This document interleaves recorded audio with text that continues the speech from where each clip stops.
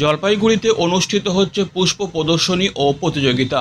শহরের মিলন সংঘ ময়দানে গত 23শে জানুয়ারি থেকে শুরু হয়েছে এই পুষ্প প্রদর্শনী ও প্রতিযোগিতা। চলবে 26শে জানুয়ারি পর্যন্ত। এখানে জলপাইগুড়ি ছাড়াও শিলিগুড়ি, পাহাড়, কলকাতা থেকে ফুল এসেছে। এমনকি এই পুষ্প প্রদর্শনীতে বেশ কিছু বিদেশি ফুলও রয়েছে বলে জানিয়েছেন উদ্যোক্তারা। এই পুষ্প প্রদর্শনী ও প্রতিযোগিতার মূল উদ্যোক্তা জলপাইগুড়ি হর্টিকালচার অ্যাসোসিয়েশন। এবার এই প্রদর্শনী দ্বিতীয় বছরে পদার্পণ করল।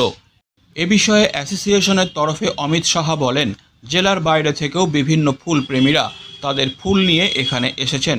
মানুষজন ফুল দেখতে আসছেন এখানে। যারা পুষ্প প্রদর্শনীতে ফুল নিয়ে অংশগ্রহণ করেছিলেন তাদের মধ্যে ভালো ফুলের সৌন্দর্যায়নের জন্য পুরস্কারও দেওয়া হবে।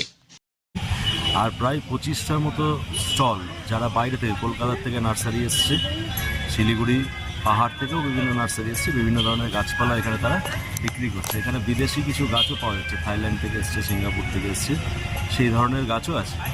এবং আমরা দ্বিতীয় বছর এই প্রদর্শনী করছি এবং দ্বিতীয় বছরে যা সাড়া পেয়েছি জলপাইগুড়িতে তা অভাবনীয়। আশা করছি আগামী দিনও আমরা আরও ভালোভাবে এই ধরনের অনুষ্ঠান আগামী বছরগুলোতে করতে। কোনো কি পুরস্কারের ব্যবস্থা রাখছেন? অবশ্যই আমাদের এইখানে 6টা প্রধান পুরস্কার থাকে, যেমন হচ্ছে champion of the show, runners of the show, perennial champion, perennial মানে যে গাছগুলো সারা বছর ধরে থাকে, তারপরে অ্যানুয়াল চ্যাম্পিয়ন থাকে, আর কিং অফ দ্য শো এবং কুইন অফ দ্য শো। আমাদের জাজমেন্ট কালকে হয়ে গেছে, সেখানে চ্যাম্পিয়ন হয়েছেন রবি দাস রায় বলে একজন এবং রানার্স হয়েছেন অজিত সেন বলে একজন।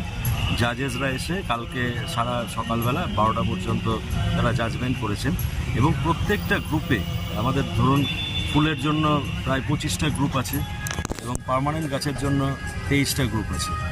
তারপরে ভাস সাজানো বা মালা তৈরি করা, এগুলো বিভিন্ন গ্রুপ আছে। এগুলো প্রত্যেকটা গ্রুপে ফার্স্ট, সেকেন্ড, থার্ড 3টে প্রাইজ দেওয়া হয়। সেই প্রাইজ আমরা আগামী 26 তারিখ প্রাইজ ডিস্ট্রিবিউশন